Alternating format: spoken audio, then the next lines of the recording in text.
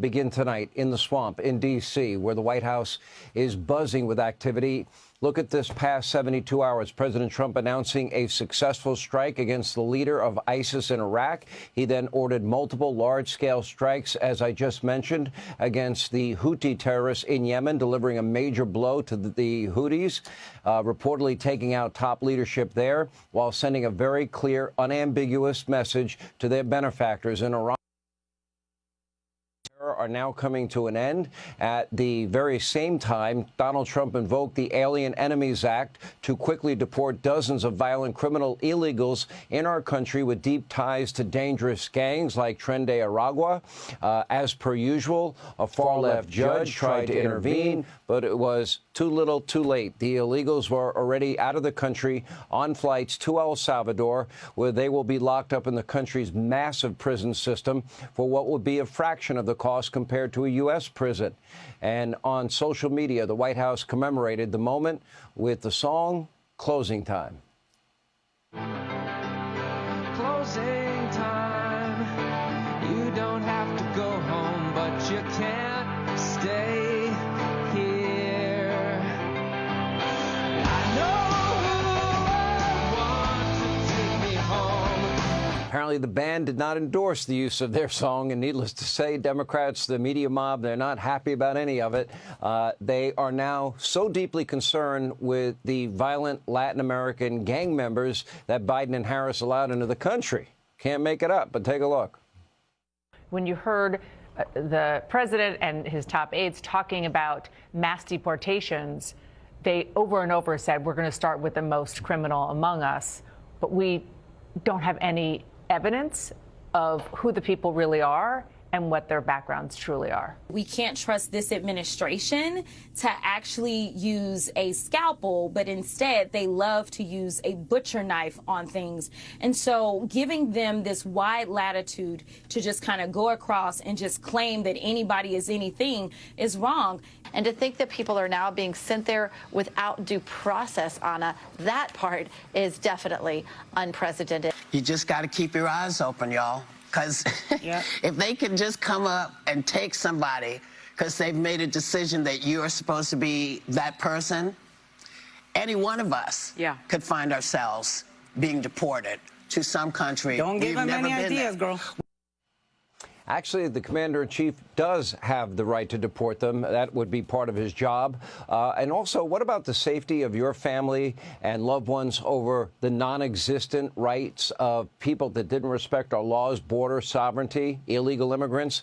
This brings us now to another hot mic drop moment from border czar Tom Homan, who had a simple but effective response to reporters obsessed with the 18th century Alien Enemies Act. Take a look. What do you say to those who claim you're using a 200-year-old law to circumvent due process? An old law? Not as old as the Constitution. We still pay attention to that, don't we?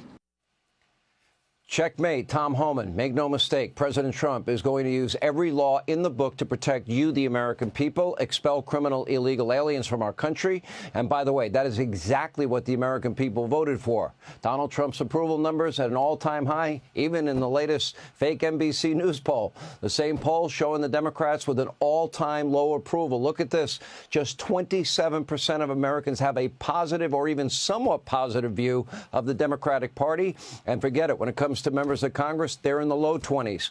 We see similar numbers from fake news CNN. Democratic Party's favorability is at 29%. That is 3 consecutive polls in the 20s. That is the lowest number since 1990. It is so bad that journalists over fake news CNN, even they are having a difficult time containing their shock and their horror. They're very upset. Take a look.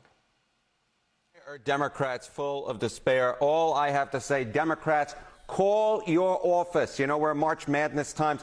Terrible, terrible, terrible. To quote the great Charles Barkley, view Democratic Party favorably. CNN SRS, look at this, 29%. NBC News, you want to go lower than that? How about 27%?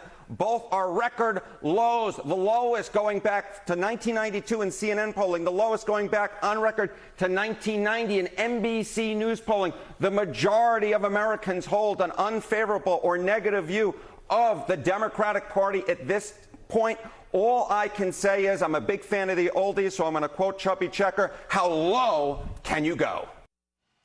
How low can you go? Now, call it the Trump effect if you prefer, but the Democratic Party is officially a dumpster fire, and no one on the left can keep up with the speed of Donald Trump. Their heads are clearly spinning, and they are now turning on each other. And by the way, Chuck Schumer's days are officially, they may be numbered.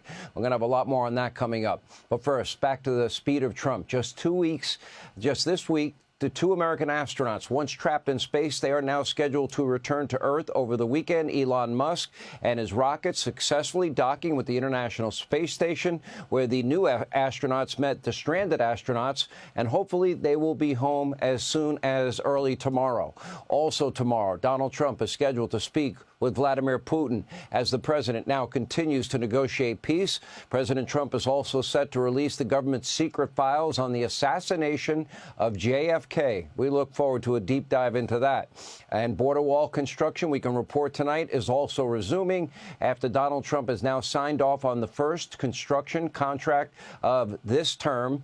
There will also be a major discussion at the White House on trade, taxes, manufacturing, and of course, DOGE is continuing their important work, now well over $100 billion in savings for you, the American taxpayer.